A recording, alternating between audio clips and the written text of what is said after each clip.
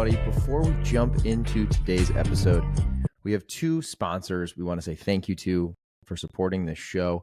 The first one is Routine. You guys have heard me talk about Routine, honestly, back from the early days of the podcast, and it's still a product I use every single morning. They have a prompt for me here. I'm going to do a little impromptu on this ad read today because honestly, this is a product that I truly believe in. And so I'm just going to tell you guys exactly what I think and why.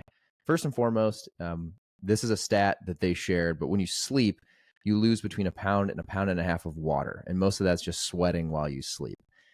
I used to not know if that was actually true, to be honest. I felt like a pound to a pound and a half of water seemed like quite a bit while I slept. But the one thing I did constantly pay attention to when I started using Routine was just the fact that before using Routine, I always felt a little dehydrated in the morning. And I'm one of those people that when I get up really early usually. I work out. One of the first things I do is some form of fitness. It's just like what I do before everyone's awake. And so it's very easy for me to grab a coffee, pre-workout, an energy drink, something with caffeine in it, and just go. When I am good about using Routine, first, I basically they come in these little single serve packets. They contain half an organic lemon, a tablespoon of apple cider vinegar, Himalayan sea salt, all 6 essential electrolytes, and they have no sugar in them at all. A lot of hydration products are going to have sugar. So one of the things about Routine that I love is that there's no sugar in there. So when I am good about doing this consistently, I will take one of those single serve packets, I'll throw it in my mixer bottle, and whether I also put in a pre-workout or something with caffeine or I just drink that separately, I try to drink that first. And the days I do that, I do genuinely feel hydrated and just have a different form of clarity all morning. A lot of people have tried to make their own homemade versions of Routine, right? You see people they take a shot of the apple cider vinegar, they put a little sea salt, a little lemon in a drink. This is essentially that, but in a product that you can take with you on the go, have it ready for you first thing in the morning. I know me personally, when I'm groggy rolling out of bed, the last thing I want to do is, squeeze a lemon, cut lemons up, go get the apple cider vinegar, find my sea salt. I just rip this packet open, throw it in my water, drink it, and it's good to go. You can try yours today. If you haven't tried it yet and you've been listening to this podcast for years, just try the damn Routine. Give it a shot. You can use code ShaneWhite30 and get 30% off your first order. So you get 30% off by using code ShaneWhite30 and go to yourroutine.com.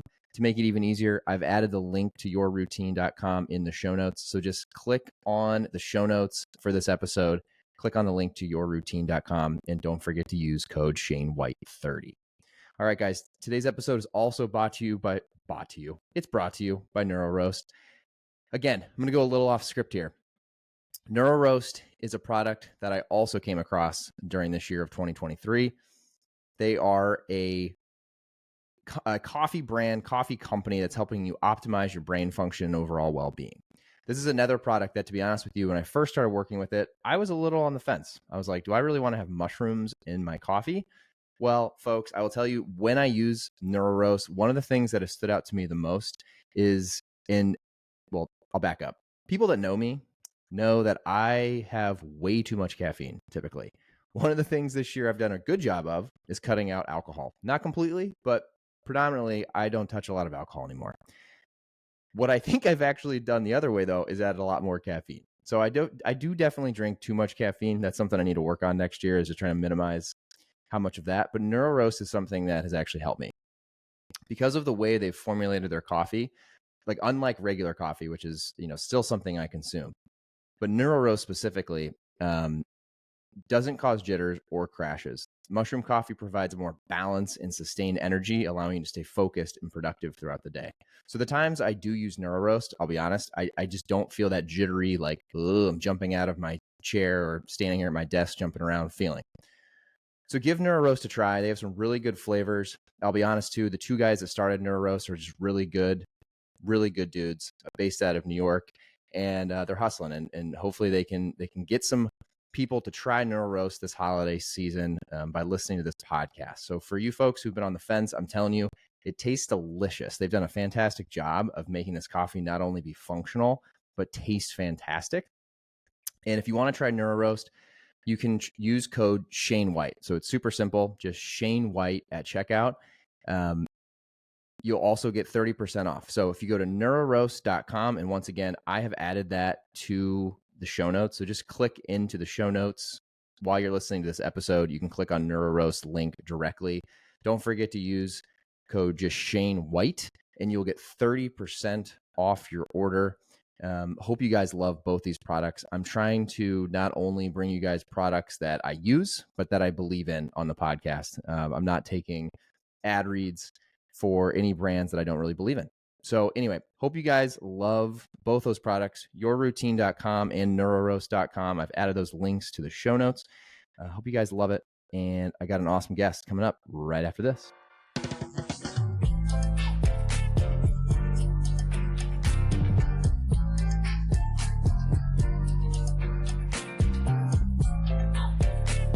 Hey, welcome back to another episode of the Shane White Show. Exciting. This one we planned out. I wanted to make sure 250 was a special guest. And without further ado, welcome to the show, Kyle. How are you, buddy? Doing good. Excited to be here. Long time coming. I know. I've been bugging you about this forever. And I don't see your face enough on this computer screen every day with work. So I figured we should do another hour together on a podcast. Yeah. It'd be funny. This could probably be an episode where you just ask questions to yourself and then you answer them as if you were me. It would be funny to do it side by side. I bet it'd be pretty close. Yeah, it'd be very close. Yeah. For everyone who doesn't know who you are, can you give everyone a little bit of an intro to Kyle Phelan? Sure. So, as it's probably more related to today's conversation, I'm the second co-founder of NoBul Partners. So Shane and I work very, very, very closely together. Have for the last 4 years, let's call it, since we started NoBul. 3 or 4. I always forget how long it's actually been. Yeah, 4. Senior 4. Yeah, so 4 years side by side, co-founder of NoBul Partners, and then before that, Shane and I worked together at RX Bar for a number of years on their e-commerce team, and then prior to RX Bar, I was on PepsiCo's e-commerce team. So, kind of who is Kyle Phelan? Let's call it e-com connoisseur. Wizard. I call you Wizard. Yeah. I always call you, whenever anyone asks about you, I'm like, Kyle's he's like the ninja of e-com that I was already obsessed with e-com when I met you, but you kind of made it 10 times more aggressive. Let's dive into the background of e-com for you, though. It's going to be funny today. I think for everyone listening, I spend so much time talking to Kyle. He's, if you look at the top of your phone and you have favorites on iMessage, he's right there next to my wife. So he's in my inner circle. So I feel like I know a lot about you, but today I'm excited to dive in because what even got you wanting to go to e-com? Like in e-com, when you went to college, was that something you wanted to dive into? Sure. So I'll answer the question. To provide more context of how much Shane and I talk to each other, we were talking about our morning routines because we're both very physical. We both typically work out in the morning. And Shane was describing his do not disturb settings. And it's got different settings for different times of the day. And he said the most used do not disturb setting, the only people who can contact you are your wife and me, which is like very, very funny and very relevant. It's a good filter for a lot. Yeah, I mean, outside of because usually if you're texting or calling me, it's pretty urgent. I mean, unless it's like something random. Otherwise, if it's while I'm working out and you're texting or calling me, something blew up that I haven't seen yet. Yeah, well, and I promise to answer the question. This is the funny thing that we talk about when we try to plan anything social with our wives and with the kids. It's how long can Shane and I last in person in a social setting without talking about work, and it's usually like 2 seconds.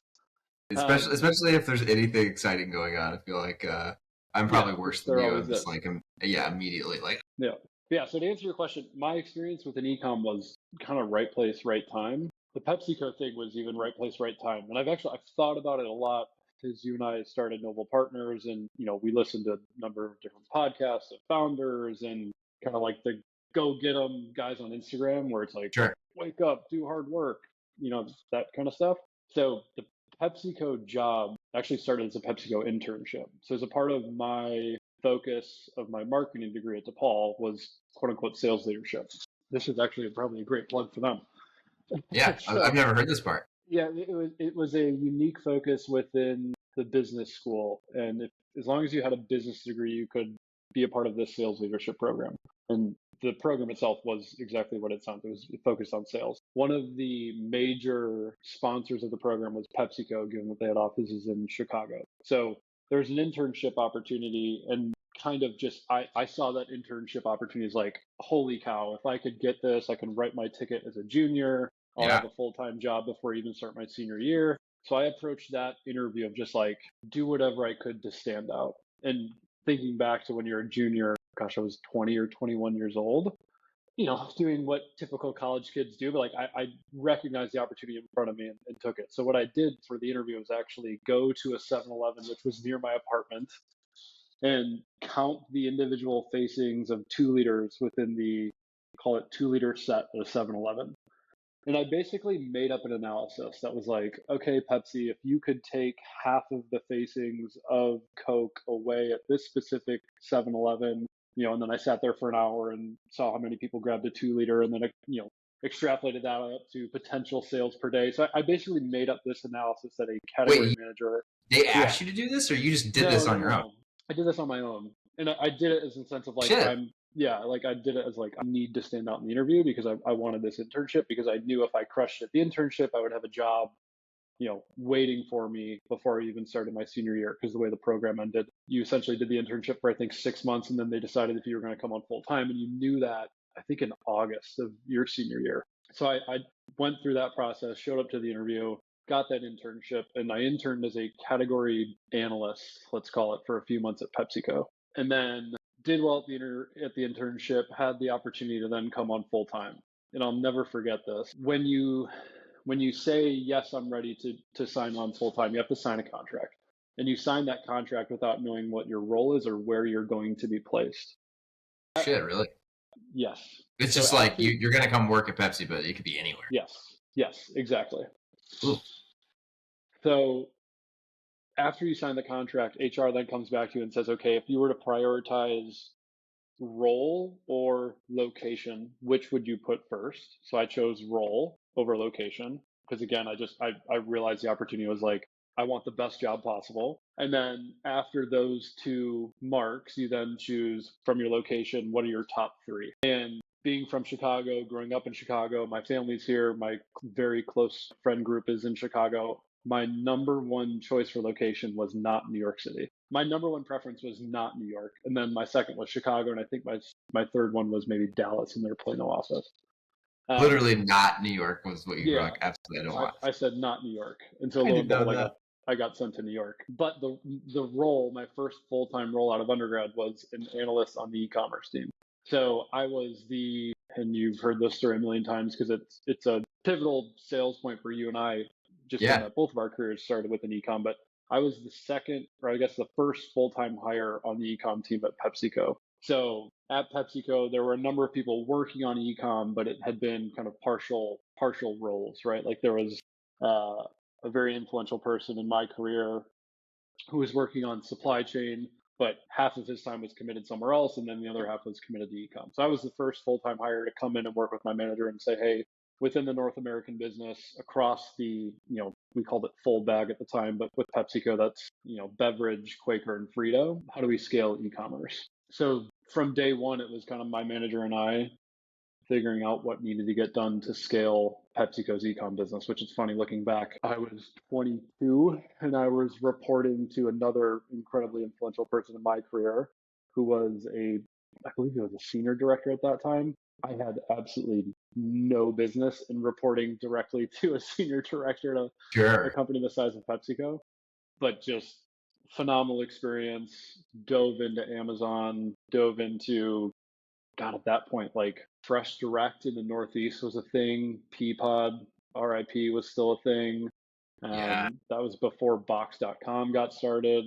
So it was kind of like at this very pivotal time frame when it was becoming more acceptable to purchase groceries online, whether it be from Amazon or from a thing like Instacart or, click and collect, where you order it from the retailer site and then pull up in front of the store and get it brought to your car. In 2014, that was like just starting to become acceptable, especially for the younger generation.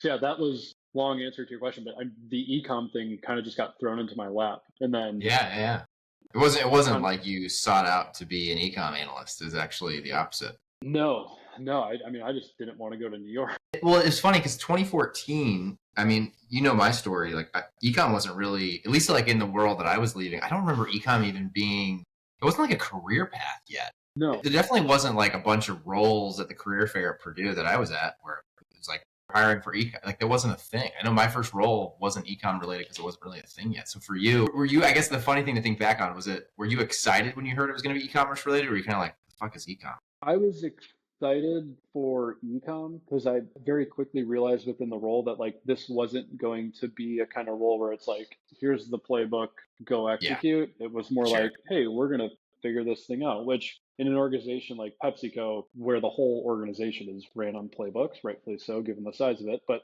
it was kind of fun to work with brands like Gatorade, Starbucks, Mountain Dew, but then also work on things that had never been done before. So it was an interesting mix. But yeah, the experience itself, and this is, I've probably told this to a couple of people, everyone can know now. I'll never forget, I did not want to go to New York. Like, I was very upset about moving. It's one of the few things I do know a lot about your first role. You like legitimately were I don't know what the right word is. You were I was almost distraught. like, yeah, you're distraught. You're like depressed about it. You were like, I don't want to go to New York, right? Yeah, 1,000%.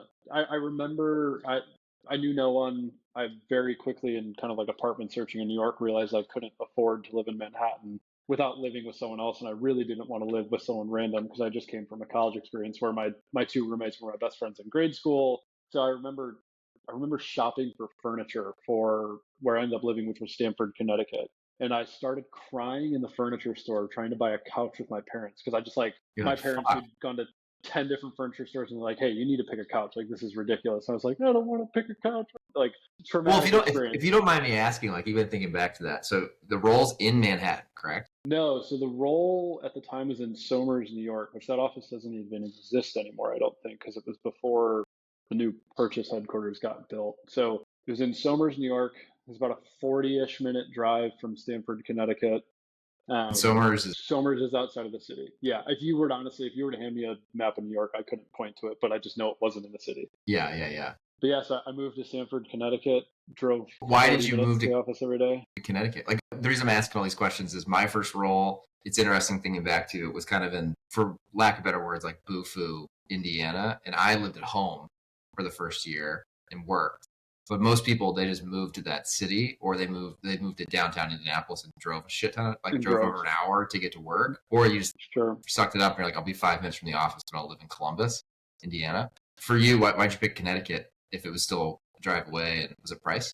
Yeah, part of it was price, which living in Stamford, Connecticut at the time is not cheap. Yeah, right. I looked at Manhattan, couldn't afford rent on my own. I could have afforded rent, but I would have been broke, which I still was in Stamford. But I would have had to get on a bus every day from Manhattan. And I didn't like this idea of like sitting on a bus for an hour and a half to get to work, sitting on a bus for an hour and a half to get back. You would have like reverse commuted kind of thing? Correct, yeah. Wow, okay. So I don't know how exactly I landed on Stanford. I'm sure it was just like a normal Google search of like, where should a 22-year-old live if you're not living in Manhattan and Stanford? I'd equate it to like a Naperville outside of Chicago. Yeah. So okay. It's so a big enough city. It's that close though. It's like a suburb-ish of New York City. Yes. Yeah. Like I could get on the metro and get to New York City, like get to Union Station in probably 40-ish minutes. So yeah, it's like living in a suburb. Yeah. Okay. But not knowing anyone in Manhattan at the time, there wasn't much tourist stuff going on in New York City for me at that time. Well, and it's like if you weren't, I didn't realize you weren't working in the city, because if you were working in the city, probably been a little different. You would have had met friends and happy hours, and then you would just got into the like scene. Yeah, well, it's funny because in the time that I was there before I left for RX Bar, that team had grown from myself and my manager to when I left, I think it was 235 people. Like PepsiCo from 2014 to 2018 went from like 2-person ecom team to like, let's pour money into this. This is going to be huge. So PepsiCo made a massive investment in ecom, and they actually gave the ecom team their own office in Midtown Manhattan. Again, similar thing to most organizations. It's, hey, if we want to attract the best talent, we need to have an office in Manhattan. So that office was open before I left, but at that time I was still living in Stanford. I didn't want to commute into the city, so I was just like, I'm just going to keep my office where it is. Yeah. You didn't even go to the nice office once it was there. Kind of a few times every now and then, but not often. Got it. Okay. And if you, I don't even know if you remember or mind me asking, how much was your salary right out of school? Sure. So my salary right out of school, which at the time I remember being like, this is awesome. Like it was a great first job out of school. I think I made 56,000 a year. Yeah, I mean that in Manhattan, which is crazy to think. Like when you get out of school Yeah. and you work hard, 56, like you like basically can't afford to have an apartment. Yeah. So I remember, I think each of my paychecks after tax was like $3,100, something like that.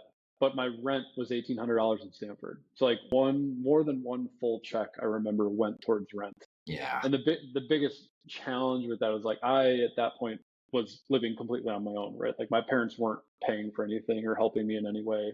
Obviously, when they would come, they'd be very helpful, but day to day, I wasn't getting an allowance sent to me from my parents. Like I was on my own. sure. Stanford, Connecticut is in Westchester County, New York City, or like Westchester, that area. It's old money, right? So a lot of the people that I met that were my age were original to the area, doing their first roles out of school, but were either living with their parents still or commuting within the area. So socially going out and being around kids who were throwing around mom and dad's credit card the entire weekend made it very difficult for me to socialize too, because it's like I was broke. I couldn't afford anything. So I was there for a year and a half, 2 years. And I made it very well known to my manager at the time, like, hey, if there's ever an opportunity for me to move back to Chicago, like sign me up. I'm there. And so I didn't stay there for very long, but and you and I have talked about this before, but I have so little memories from the year and a half that I was there socially. Like I don't keep in touch with anyone really that I met there, friend wise, work wise, I still do, but I've just like my brain has completely blocked it out because I was just not having a fun time there. Yeah. Well, it's weird. It's like it's almost like a traumatic time for you. It's traumatic in general. I always felt like when you leave college and then you go work, it's weird in so many ways. Like you go from having summers and this weird transition from like going to class, having the holidays, doing an internship, back to school, to just, oh, I'm just going to be doing this forever. I remember that being mentally such a weird transition. And then on top of it, if you're moving and you're in a whole new city, it's a lot. It's a lot to handle and to figure out. I'm assuming you probably came back to Chicago quite a bit. Yeah, I came back probably once every month and a half, I would say. You broke up a little bit too, so let me know if I don't answer the question. But yeah, I would come back about every 6 weeks, let's call it. Okay. Yeah. But yeah, it's funny looking back, like for as quote unquote traumatic of an experience, which it sounds ridiculous because it was a phenomenal full-time job. I learned a lot, and it was kind of the setting off point for everything else I've been able to do in my career. I don't know if I would trade it for anything, right? Because like I'm here because of what happened then, and I learned a ton, right? Like days were long. I was in the office by 7. I'd leave at 6. I'd go work out. I'd get home at 9, and then I'd be back on the computer. So like right out of school, I learned how to work pretty darn hard. And also my manager at the time, who I've already mentioned, incredibly influential to me, like I had no business reporting directly to a senior director. So just as I felt like going to school in the city of Chicago forced you to grow up quickly in the sense that like you didn't have a college town, there weren't college bars, you weren't just constantly surrounded by other college kids, you were living in Chicago. You were around young professionals. So you kind of had to grow up in college quickly. I felt like reporting directly to my manager at the time on a small team, I had to grow up very quickly from a like your first job perspective. Like there wasn't 6 months to do, trainings and all this other stuff. It was like, hey, you're in the weeds, figure it out. And yeah, I wouldn't take it back for as tough as it was. That's cool. Yeah, that's good advice, I think, for anyone listening in general. I would agree. Even we were doing totally different things, but it's funny, right? That first roll out of college, even if it's not, you look back and you're like, the work wasn't, even if, like me personally, like the work I was doing was not fun. And it honestly didn't necessarily translate into what I want to do in the future or what we're doing now. Just getting through the suck and like learning how hard you should be working and learning Sure. how you deal with people and meetings and building a career and communicating, all that stuff. I would agree, it's invaluable. So you're in Stanford, Connecticut, you're working in New York. How did you get back to Chicago? So I got back to Chicago as the ecom team was expanding. When I moved back to Chicago, the team was probably at least 30 people, maybe I'd say. So there was more flexibility in terms of where I could work from, but also, we went from the 2 people working on ecom in New York, and then Dallas had a team that was working on ecom, and then Chicago had an ecom team. So as the Chicago ecom team was getting built out, my manager again knew that I wanted to get back, was like, hey, if you want to move, you can certainly move. It was so funny too, looking back, is like, as most people in our industry would know, like a relocation for most of those organizations is covered. Yeah. And because it was like I wasn't changing jobs, I had to cover my own move. But it was so I don't even remember putting up a fight or being like, hey, can I get a couple grand to help with the movers? I just moved out here a year and a half ago. Like, I'm gonna stay with the company for a while still. I didn't even push. I was just like, yes, I'll move to Chicago. I'll get movers tomorrow. Get the fuck out. The moment I was told that I could move, I think it was I think we actually planned it around when my lease ended. But like, nice. I plan to move back to Chicago probably in 2 months, if not shorter. You're just like, did you keep the role, or did you stay in ecom even though you were back in Chicago? Yeah, I kept the role. And my role changed. I got promoted a handful of times, all within that same team, right? So I was an associate analyst and an analyst and a senior analyst and an associate manager, like all those big CPG titles typically go. Yeah, right. So I got experience across a number of different retailers, and then kind of increasing responsibility from like, hey, you're an analyst, to, hey, you're actually a manager, you're calling on, accounts now. So. Okay, very cool. I mean, yeah, I do think there's something to be said too for getting into a role in a big company, even if it's not what you want to do long term. You learn so much, and it sounds like you were able to work your ass off, be a high performer, and then shit kind of works, right? You get maybe the perk of, hey, I want to move here, or I want to go back home, or whatever it is, and it panned out for you. Because I would argue if you move there and then you didn't work hard and you didn't do the hours you were talking about doing and try to go above and beyond, they might not have been that open to you, going back to Chicago. I realized that from day one, which, still have phenomenal parents and was raised to understand that hard work pays off. So like that's always kind of been my style, right? Like I wasn't expecting to get the first job and absolutely love it. I was, regardless of where I was going to go work, I was planning for it to suck in some regard. Not that there was a lot of great things about the job, but I absolutely didn't love it. I certainly didn't love it, probably because of my surroundings and where I was living. But yeah, like I didn't expect to fall in love with my first job, but I knew if I worked hard at my first job, I could eventually get to a point where I did absolutely love what I do, which, lo and behold, here we are. Here we are. Now, this is a question I haven't really asked very many people, but I've thought about it a ton. When you went to join Pepsi, did you, as Kyle Phelan leaving DePaul, did you know what you wanted to do long term? Or were you kind of like me? I know for me, I was like going to the career fair. I'm like, I know I just need to get a job. The next step after here is I got to start making money, which is funny to think back on. I didn't have this like audacious, this is what I want to go do someday at all. I had ideas. No, I mean, my dream job at the time was I wanted to work in advertising and work for companies like Apple. Because like if you can remember back then, did you really? That was back when like Apple advertising was ridiculously awesome. Kramer and Kraslet, which I might be mispronouncing it, they were the agency of record at the time. So like I remember sending, I think maybe they did advertising campaigns for Corona when they started the Find Your Beach campaign. And then they also did advertising for Porsche. So like that was like I wanted to go work for CK. But no, I had no idea. Like you and I probably had a similar experience in college. Like I chose DePaul because I knew it was going to be easy to intern and go to class at the same time. Like I wanted to be in business and some shit before. That's smart. Chicago made a lot of sense. Let's stay in Chicago. I can get a lot of experience. But like I went to college to get a job, which is why the PepsiCo internship was so amazing. I didn't know that. That's smart. I mean, we grew up in very different places, not that far apart, but different. Like mine was, I was really into Purdue sports and I wanted to go to business school, but I had no fucking clue what business school even meant. And then it's different. I would assume, did you get good grades at DePaul? Yeah. Like not phenomenal, but like I was a B+ average. Yeah, like I had a 2.9 when I graduated. Yeah. I some of it for me might have been ADD, but I just could not do well on tests. So it was funny, like thinking back, it's cool that you had this big dream of doing advertising. I remember my job options were more along the lines of, I can't get an internship at Goldman Sachs and do fine. Like I couldn't do investment banking. My fucking GPA was not high enough, even close.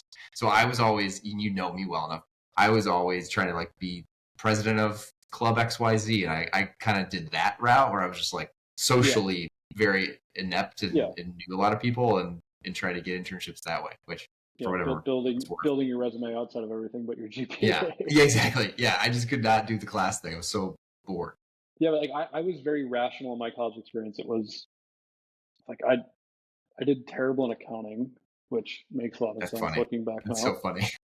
But it was great because with the program that I was in, it was a lot of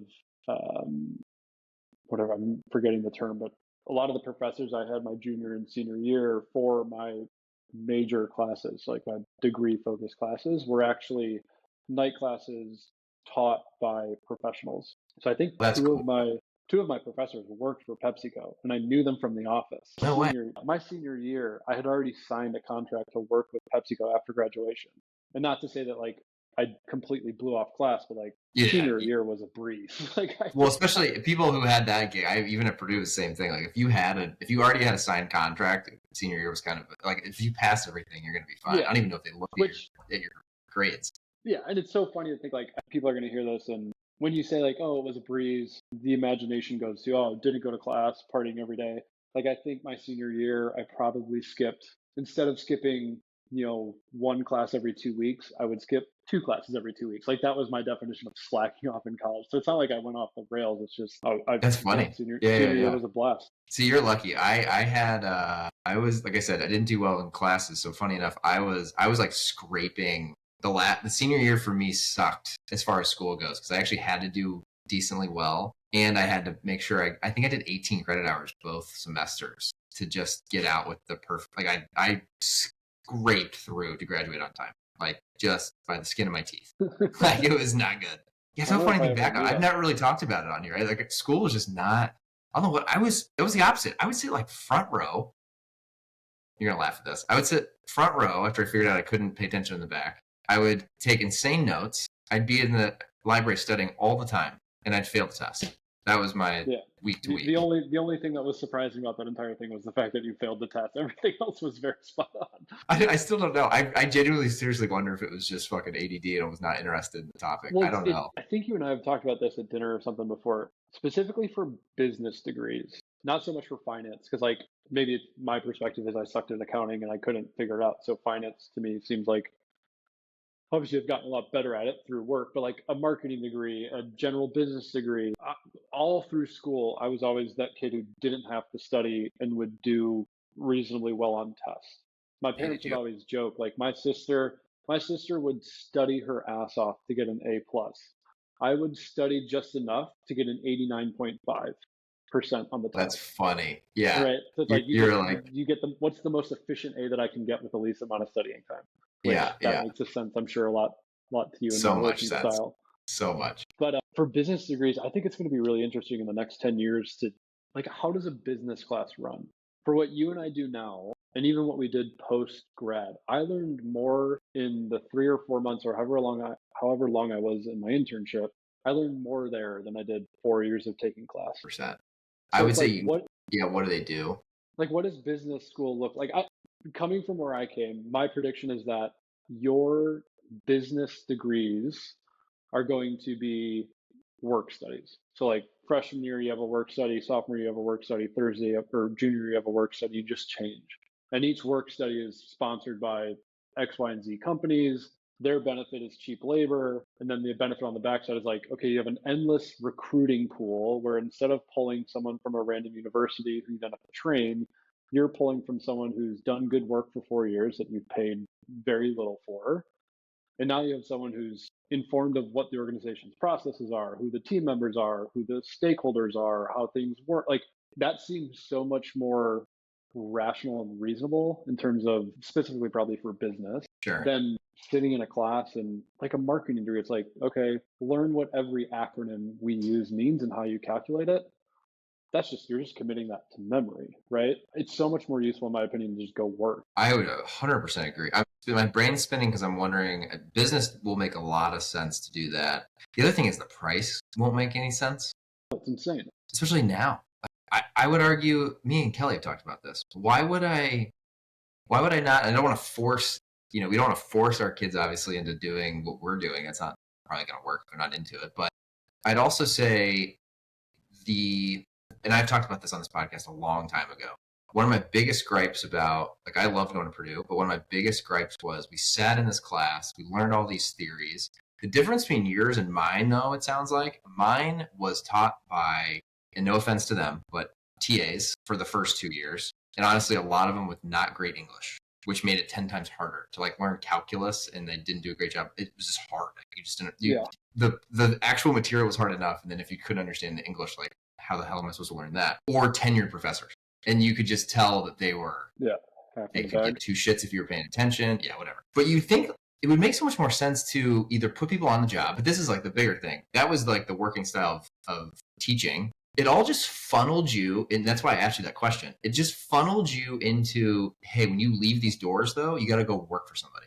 Mm-hmm. Like, that's really all it did. It taught me that, like, work really hard the first 3 years to get a really good GPA, get an internship along the way. That'll get you to the doorstep to interview well. So spend all this time learning how to interview, get your resume in order to land the job for somebody. And I always, thinking back now, I'm like, that's what probably a lot of people should do. But also, like, why didn't you have another course where it was also, hey, give them $1,000, go figure out something to sell or buy and sell, or create a service. Just like give them almost like a little bit of resources to just go test. Like, if it's mowing, I don't know, anything. I just think there's something about taking $1,000. Can you turn $1,000 into $10,000 this semester? And if you don't, like, there's no penalty. Or I don't know how you'd structure it, but just like teaching people how to run a business is 10 times more important, no matter if it's e-com, mowing the lawns around campus, just something, than just theory. Because to your point, like, just working you will learn 10 times more anyway. Yeah, so two things come to mind there. The first is, one thing I loved about DePaul, especially for junior and definitely senior classes. My 300 level and 400 level classes were taught by business professionals who were running a night class, which was phenomenal. I loved it. Yeah, but then also, that's cool. The largest class I had my senior year was maybe 20 people. It's like, it was a very small class. So you're probably like engaged in there, that everyone would cut in, right? Just like if you got up and left in the middle of the lecture, everyone noticed. Or if you didn't show up, probably, right? Yeah. Yeah, sure. Yeah, if you didn't show up. The second thing I would say, like the example that you gave, like mowing laws on campus, or like, give $1,000, can you turn it into 10? Mutual friend and colleague of ours, his son is down south going to school. He opened up a hot dog stand, and like, there's this tangible. Yeah. He's selling hot dogs. His son is selling hot dogs at Tampa. I love it. Which I forgot what the name of the company is. I'd give him a shout out. The thing. Wait, that's so cool though. That's awesome. Yeah. Like, he's got a trolley.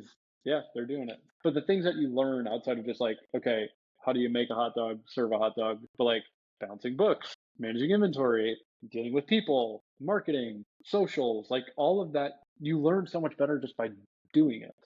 I guess my point is, like, I 100% agree. I wish it's going to be interesting to see what it's like in 10 years or when our kids go to school. Well, there's also, and I know you and I are so deep into this, and we've even done like a little NoBul podcast about it.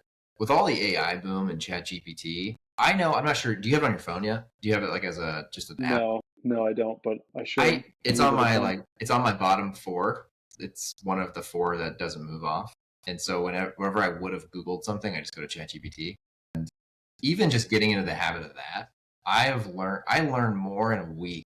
Like, going through my old ChatGPT prompts, it's really funny. It's like all over the place. It's how do you grow your biceps, to what's going on with fucking hurricane. It's so ridiculous, like the span of what I look up.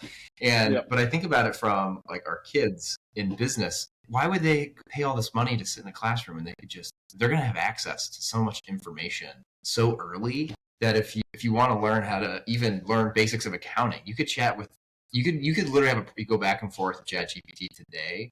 I bet even if you sat down with it for 30 minutes and just went back and forth with questions and examples and give me this, explain this, like using your own business, or I do that a lot now too. A funny one, a good example, like this is something that, I don't know if I would have done back in the day.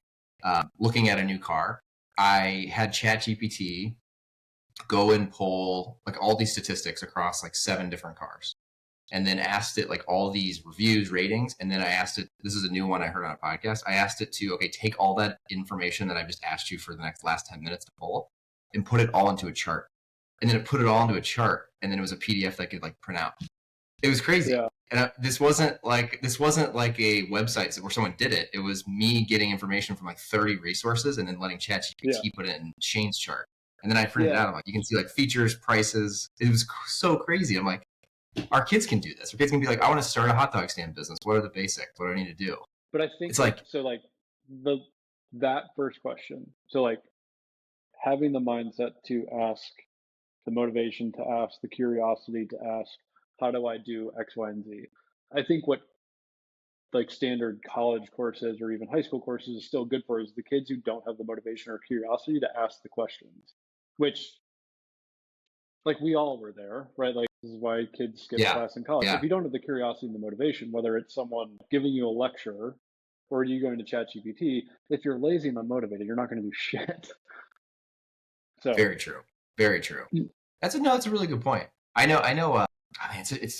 This is what my big bet for all of this is that you also will have to figure out different ways to attract our kids to college, because I think this whole notion of you pay this crazy price tag to also pick a specific topic that you actually don't know anything about yet. You just think you want to learn about it. And then you go spend 4 years learning all about it. And then you're supposed to then go get a job in that career forever. Like that in itself is kind of bonkers when you stop and think about it. When in general, like going to school to just like kind of get an open-ended, like I want to learn about this. And then, oh wait, I'm a year in. Never mind. This is not cool. I want to go learn about this. I don't know. You and me, now that we're business owners, I take much more like, right. A good example. I mean, we'll just talk about it. Like advertising, because it's just a huge area where there's so much potential. I would probably rather bring someone on who is just really curious, maybe knows a little bit about it. They're like dangerous enough where it's not like I'm teaching them 101, but they're just really curious and they want to ask questions and they want to work hard, than I would someone who's been doing it forever and has their own like ingrained process that they think is the only way, but they got a degree in it. And I feel like that's maybe worth doing up too. Well, it goes back to motivation and curiosity. It's like you would rather hire someone who is naturally motivated and curious to do good work as opposed to someone who has all this knowledge, but maybe they're half-assing it 85% of the time. Yeah, I don't know, man. It will be interesting to see where it goes. I'm pretty confident that it will be wildly different than when we were. But also, the idea of going to school for your degree, getting a job using your degree, and staying in that career path, you and I are probably rare examples where we went to school for business, we ended up in an industry where that's very relevant, and we've now built our own business where that's obviously extremely relevant. I think we're rare. How many, and we've joked about it before, specifically within CPG, how many founders can we name where their experience is wildly unrelevant to CPG? And it's not a That's true. Because like if you were to ask 100 people who work across Pepsi, Kellogg, Mars, Constellation, Ferrari, like pick whatever big CPG company you want. Poll 100 to 200 people and say, knowing what you know now about this industry, would you go and start your own food brand? 85% of them would say, fuck no, right? Yeah, so right, that's true. You almost have to have some ignorance. Excuse me. Yeah, you have to have some ignorance. What's the, almost like naivety. What's that word? Now you have to be kind of naive about what you're jumping into, probably. Yeah. That's a good point. Water, dude. This is going to be. Go for it. No, you're good. I'll pause. You're good. No, you're good. We'll pause. Yeah. Yep. Sorry. Yeah. As we were both saying, like, how many of those people would take the risk and start their own food brand knowing the challenges? And I would argue it would be a very low percentage. But at the same time, in an environment where it's super difficult to raise money, and you and I have looked at enough brands where we look at the people first. Like, is the product good objectively? Yes or no? Do you believe in the people that are running it? To believe in the people that are running it, one of the first things you would look at is, okay, what's their experience? So it's kind of like this even, like, you want some experience, but not too much to get tainted by, the wild challenges ahead of you. For sure. I don't know. Just an interesting thing to think about. No, it is interesting. Yeah. I don't know. Yeah, it's interesting. I would love to jump back to it. That was a great tangent, but I want to jump back to RX, so where we met. When you were at Pepsi, what initially drew you to even wanting to look outside of Pepsi, leave Pepsi, and ultimately finding our X Bar? Well, I don't know if we've ever even talked about. Maybe we did it when I first met you, but I can't remember the story. Yeah, so the main thing was I wanted to get to a smaller organization. And it was simply because, from a setting perspective, I didn't want to be in an office, in a cubicle, working 9 to 5, wearing a business casual outfit, having a corporate logo backpack. I just didn't want that life. Yeah, sure. So I knew I wanted a smaller organization. I wanted to go to an organization that was more so focused on health and wellness. I'll never forget there was an advice that I was given to the supply chain colleague who I mentioned earlier in this conversation. And in the early days of my role at PepsiCo, part of my job was chasing trucks, right? So like trucks that are on their way to Amazon. Hey, it didn't show up. Where the hell is this truck? How do we solve this problem? You did that? Yeah. So I remember working with our supply chain person, and it was a truck of DSD beverages. So think Pepsi, Mountain Dew, Diet Pepsi, things like that. And it was late, and I was freaking out because it was probably before a big promo or something like that. And I remember my supply chain counterpart being like, "Hey, you need to relax. We sell sugar water for a living." And at that point, like a light bulb kind of went off. I was like, "Damn, we do just sell sugar water. Like that kind of sucks. Like I kind of want to be a bit more impactful, or at least more aligned with my personal values. Like I enjoy a soda as much as the next person, but I'm not pounding soda." So our X Bar was kind of like, okay, I can get back into the health and wellness space, which is more aligned with how I live my life on a daily basis. And then quite honestly too, I always thought of PepsiCo as this. I knew I was never going to go from making 56,000, you would get your merit increase, you would get the promo every year and a half after you busted your ass, but you would get, those organizations, you would get a 10% to a 15% raise. Like there wasn't this jumping point in what you made. So I had done 4 or 5 years at PepsiCo, and I felt like, hey, I've got a good enough resume now. I can jump somewhere and make more money quickly, which is absolutely true. It's not a mystery. When you change organizations, you tend to get a bump in pay. So that was another reason, to be honest. Yeah, no, that makes sense. I think I've done this math before, and I know part of it also was where I was working in Indiana and then coming to Chicago was like a totally different market. So what they're willing to pay. Mm-hmm. I remember even getting the offer letter from our X Bar and being like, how much are you going to pay me? And in hindsight, it wasn't that much more than I was making, but at that age, even getting 10, 15, 20% boost on an offer letter, you're like, wow, this is crazy. Yeah, it was a big deal, right? You could quickly be like, oh wow, that's a whole section of like my monthly expenses that I don't have to worry about anymore. So that makes a ton of sense. And I think for people listening, that is something that I think about a lot when you think about your career path. When you work for a big corporation, Kyle working at Pepsi, ultimately what you are, you're obviously working for them, you're helping them in a lot of different things, but you are a line item for them. You're an expense. And so the people who run and ultimately profit the most from Pepsi, usually the executives that have stock options, these things that actually pay them back. How do they make more money? Well, they have more profit come to the bottom line to help stockholders. So you, Kyle, as an analyst, getting a huge bump in pay, that's never going to be their major goal. They want to keep you and retain you. Yeah. But it's funny to think about. If you stop and actually think about how that works, you're really an expense for their business. So. Well, the other thing too that I'm sure you. So anyway, how did you even? I was going to say the other thing that I remember going in for the first interview at our X Bar, and we actually you interviewed me, didn't you? You're one of the interviewers. Yeah, I did. Yeah. I think it was like me, Jesse Stewart, maybe someone from supply chain, and probably Peter. I remember Jesse, maybe Steve interviewed me, whoever it was. Mm-hmm. I think my last interview was with Sam. I remember walking out of each of those interviews and being like, oh, these are very motivated people. They're doing something disruptive. There's no clear process here. Like that was still during a time at our X Bar when we were just solving problems in front of us, and take the five biggest problems you have this quarter, solve them, move on to the next quarter. Where that wasn't the working style at PepsiCo. And I remember walking out of those interviews and being like, oh, this is a motivating work environment. You got the gym in the basement, you got people showing up early, everyone is trying to stay fit and healthy. The environment was completely different. For sure. Yeah, and it probably, I mean, when you joined, you were a part of, you were one of the first people I think we hired when we got to the new office too. So you were a part of, we weren't through this hiring boom yet, but we were in this new, nice, fancy, shiny office too, which was a fun time to join. Do you remember, I don't know if you remember this because you probably just dove into the weeds. I'll never forget. It was so funny. How do I phrase this? First of all, when I met you, I remember this vividly. I remember and I've told him this before. There was a few people that we ended up hiring at our X bar that I said no to. Like we had to come back. You remember how the hiring process worked, where we all go back and huddle. I don't know. Now in hindsight, I'm like, Jesus, I was like so pessimistic of people, or like didn't give people a chance. I feel like I said no to most people. It's so funny. Like even some of the people that ended up being amazing who I'm really close with now.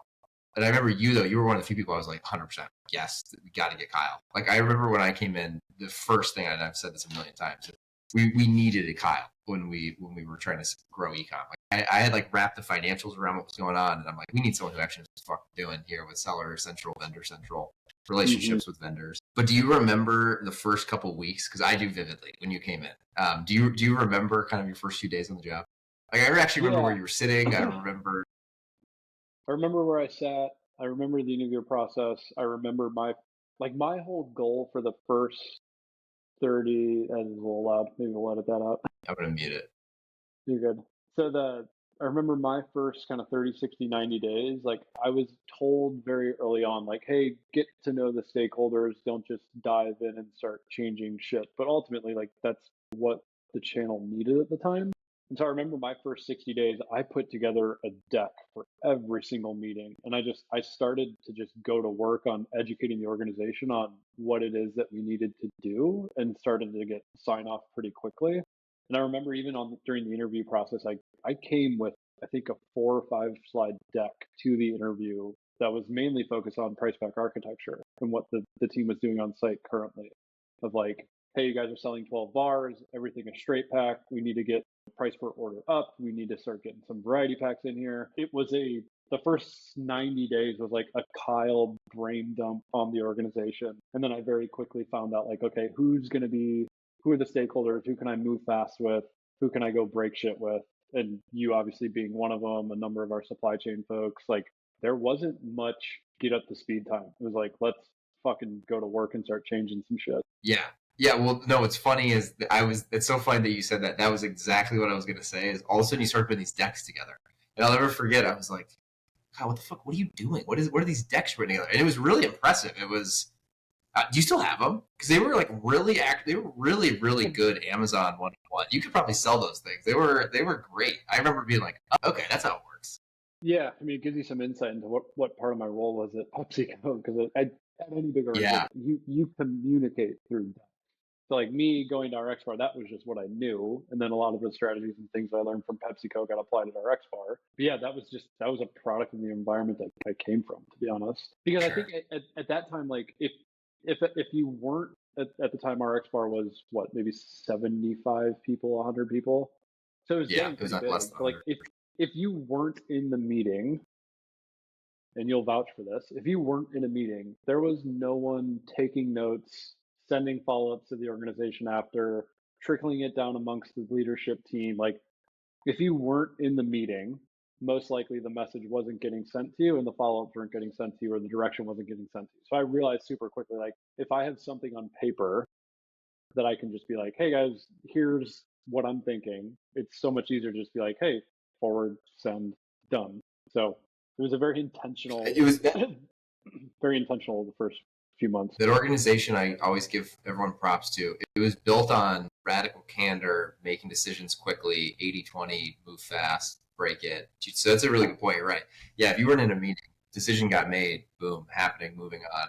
We're on to the next thing, which I know we both loved. That was a fun time before anything changes, and you have to have some like processes that are big with tons of people involved and feel looped up. It was a fun time. So we worked at our expert for a long time. I think what's funny is, whenever we talk to potential new clients or meet people, when people ask about us, we always say, and I openly say this too, it's like we're yin and yang. Like everything that I think I'm pretty good at, that's not Kyle's sweet spot, and Kyle's amazing at things that I'm not good at. So we work really, really well together. We help scale our X bar to some massive heights and some really cool places. And I think what was funny is before we started NoBul Partners, we had conversations, and I know we tell people this. We had conversations about this industry that we're now in being kind of broken, but it'd be fun to hear on the podcast just so people can listen to it. What if you can remember back, the first meeting we ever had officially where we sat down, we're like, hey, we should start this thing. You came to my house, our old house here in Elmhurst, And we just sat in the living room. And I remember Pete was being annoying, our dog. And we were trying to sit on 2 laptops and just like think about what the business could be. Give everyone who's listening just a little bit of background, because I don't know if I've ever heard you just openly talk about it. Because it was a weird time. Like COVID, RX Bar was changing drastically, and we were kind of on the way out anyway. Yeah, give everyone from your perspective just a little bit of what that was like, because you and me too, if I remember correctly, we'd always worked really close, but over those last few months working remotely, like our teams had kind of been pushed not in opposite directions, but I didn't get to work with you as much on a day-to-day basis as I had the previous 3.5 years. It was a kind of cool time. So there were 2 kicking off points for me personally. The first, like, general one, to your point, was this: we both felt that the agency space for ecom was just broken. And we had gone through a number of different agencies. We talked to a bunch of them, and like, we were so busy at the time that I know for a fact, me for certain, given my personality, I just lost my patience with a lot of them. And I think it was because you and I were so in tune to what needed to get done, the strategy of how we were going to get there, and communication style, working style, just the service that we got from agencies was such garbage. Yeah, it was bad. They were like, hey, like there has to be a better way to do this. Which in hindsight isn't it funny to think, how big of an opportunity RX Bar was for an agency, and how I feel like most of them, how poorly they handled it. Kind of in hindsight. I mean, it's just the size of the organization. That's how they work. But it's funny to think back to. Holy shit, that was a big account for some of these people. Well, like, I think about, so putting ourselves in their shoes today, if we had a client like RX Bar in, let's call it 19, crazy hockey stick growth, growing like crazy, you and I would hound that client for everything we needed, every opportunity we felt like could be on the table. They would tell us to shut the hell up. I remember being the point of contact for the agencies. We would send emails of like, hey, can you fix this? Or hey, what's the strategy here? And we wouldn't hear back for like a week. Still blows my mind. Which is so, like, it's so insane. Like, there's 52 weeks a year, guys. You work 5 days of that week. Like, missing 2 weeks is a lot. Yeah, so, that's a good way to think about it. Yeah. That was kicking off point number 1. Kicking off point number 2 was, for me, was PTSD of going back to a big CPG organization, right? So like, Kellogg started to loop us in, and I immediately was like, no. I don't want 15 people telling me what I can and cannot do, and having to get approval from 35 people before I make some slight change. Like, I just was not ready to go back to that working environment. So those were the 2 kicking off points for me. For you and I, specifically with NoBul, I remember we kind of had an idea. The Amazon thing was very obvious. Like, we knew Amazon, let's go do it. And then I think from there, you and I realized, like, hey, we actually have broader e-com experience where we can offer help to other brands on top of Amazon. I remember building the first pitch deck, which is hilarious to look at. We should probably get that. Probably should. If you've seen our pitch deck lately, it's wildly different. You and I both had this mentality of like, hey, we know we can execute it. We don't know anything about running a business that you and I would do internally now. Yeah, sure. But we know how to serve clients. It's like, let's go get a couple clients. Let's start servicing them to the best of our ability. We have no idea what they're going to pay us. So let's think about it for a bit, make up a number, and go on from there. We kind of just hit the ground running.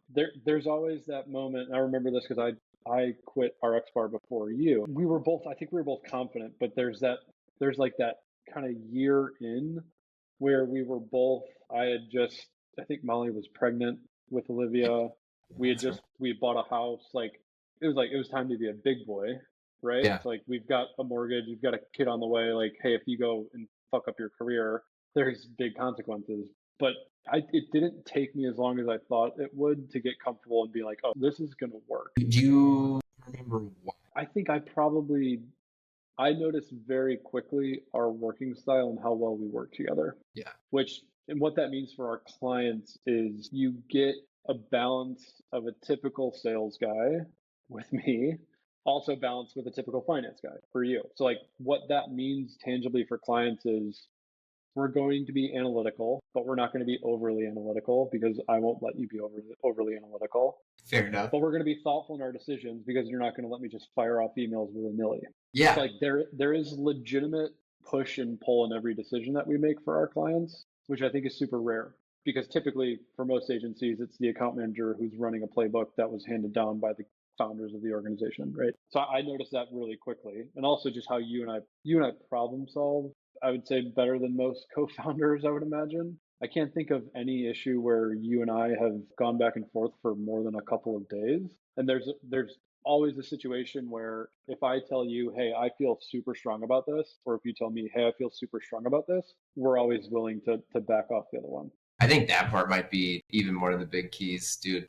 I know we've talked about it, but when there are some things that we've actually, I would argue we've already gone through where a lot of people would have like wedged off. Like they would have just been like, nah, this is too much. Sure. We've done a good job of yin and yang, like, even on that stuff. It's funny too. I think one thing you hit on at the very beginning that I probably didn't give it enough credit was one thing that's probably different about what we started is it was such an organic leap from what we were doing. It was basically like, hey, we're taking what we were doing for a company we worked at full time. And now we're going to start our own business offering a similar service, a lot of different things, but nuts and bolts similar to clients. Whereas it seems like a lot of people that jump into entrepreneurship, it's probably way harder to be like, if you and I were doing e-com and then we were like, hey, we're going to go start, I don't know, a tech company selling software. Let's go make a software. Like, we just know nothing about any part of that, where we did know a lot about what we were selling. So that I think that it probably is a big, and again, there's a million ways to do it. People do the latter, but that definitely helped. We passed the immediate sniff test, I'd call it. Like, you and I busted our ass. We both work incredibly hard throughout our entire careers, but shout out to Peter and Jared and Jesse and Laura and Sam and Steve and Tom and the original founders of our X Bar, because yes, we took that business from whatever it was when we joined to a completely different number when we left, but the sale of our X Bar jumps off a resume, right? Yeah, right. Unless you're 23 years old and you don't remember it, which is going to be interesting to see. It's slowly happening. Yeah. Slowly happening. But we passed the sniff test, right? And even on sales calls, if we say, hey, we worked RX, people perk up.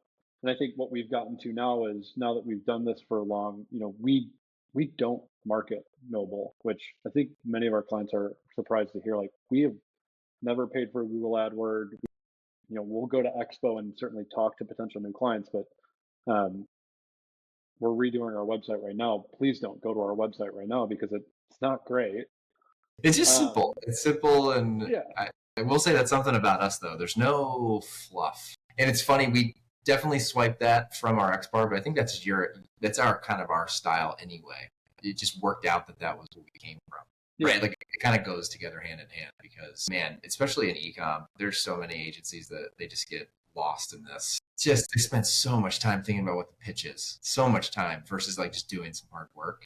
You and I just do all the hard work, and then we very, very, very, very, probably maybe at a detriment to some degree, don't think about the marketing. And we're like, yeah, we just let our work and our working style and how hard we work and word of mouth travel. It means a lot. Yeah, references are phenomenal. I mean, work your ass off, be super consistent, be rational, be reasonable, do the right thing. I mean, you and I, every decision we make, we fall back on like, what is the right thing to do here?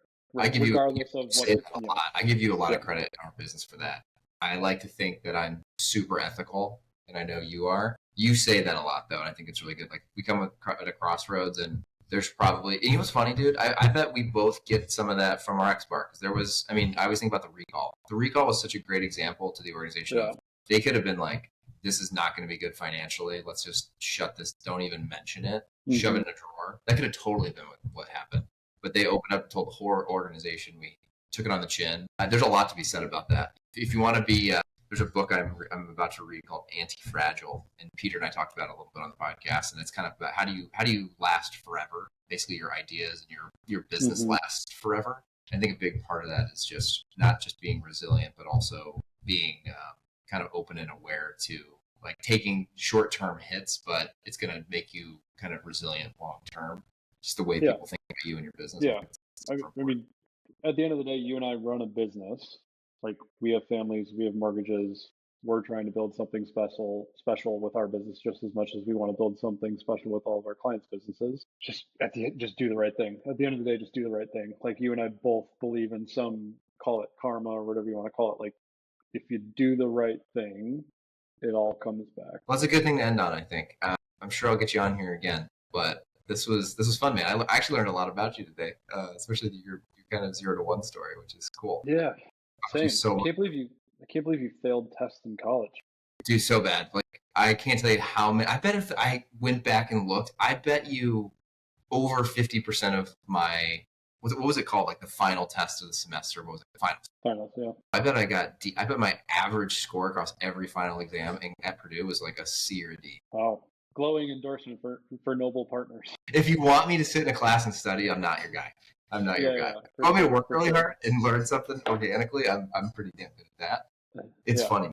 Yeah, it's funny. It's funny because if you know me well enough to know this too, if Grayson or Gavin came to me and said, Dad, I don't know if I would do well, I'd probably be like, yeah. Like, I'm the kind of dad that I would probably be like, I'd rather just give you the money to go, you're not. I don't want to just give you money to go start a business, because I also think starting with barely anything and figuring it out is way more important. I'm sorry for the bad. Yeah. No, you're good. But I don't know if I could force them into doing it just for the sake of saying you're going to college. It's tough. It's tough because I just sucked in that environment. I just did not do well. I think both of us would probably lean towards you're not allowed to quit. So, like, even if you hate it and you think you're going to suck at it, you're not quitting. Just get through it. Yeah. Get through it, and then we'll figure out the next step from there. Exactly. Yeah, man, this was a blast. Thanks for having me on. This was yeah. I know we were going to do it in person, and it was a little tough this weekend. It would be fun to do another one, just do it in person. We'll do that in the future and dive into more. Cool, buddy. All right, man. Well, we got Prime Day tomorrow. Everyone who's shopping, go on Prime Day tomorrow and Wednesday, and buy all the brands we work with. Thanks, all right, buddy. Yeah, appreciate it, man. We'll see ya.